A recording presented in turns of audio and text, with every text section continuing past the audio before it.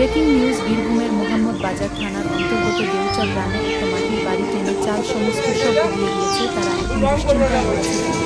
রাতের মধ্যে আরও ঝড় বৃষ্টি আসে, তারা থাকবে কোথায়? এইভাবে তাদের দিন কাটছে। তারা কি বলছে? এটা কখন কি হলো?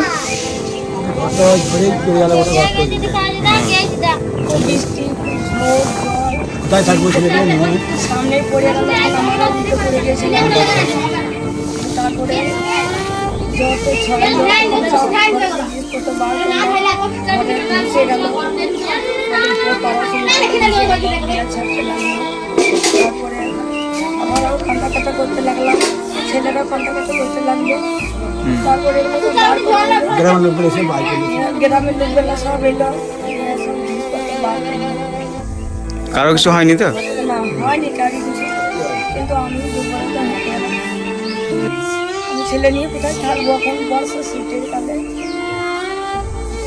এটা ঘটলো তো আপনাদের পার্টির হতে গিয়ে কি পদক্ষেপ নেবেন?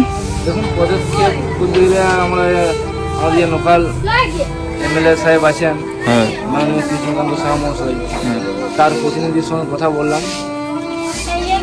কৃষ্ণদা এখন একটু বাইরে আছে, যার জন্য আসতে পারে।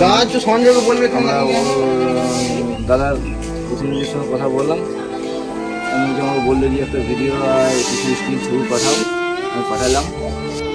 এই দুর্ঘটনাটা ঘটেছে দেউচা অঞ্চলের 12 নম্বর বুথে বায়নপাড়াতে বিষ্ণু দাসের বাড়ি। ঝড়ে একদম ওলট পালট করে দিয়েছে।